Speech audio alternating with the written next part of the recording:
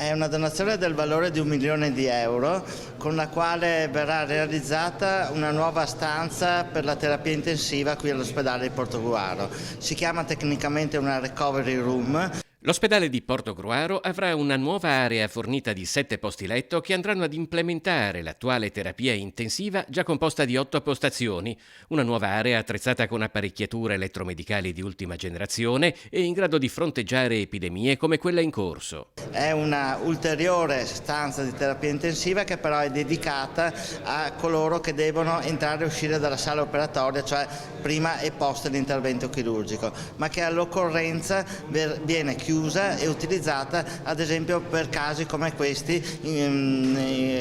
che stiamo vivendo in questo periodo del coronavirus, in cui c'è bisogno di posti letto di terapia intensiva attrezzati. La realizzazione della nuova struttura sarà possibile grazie alla donazione di 1 milione di euro da parte della famiglia Marzotto.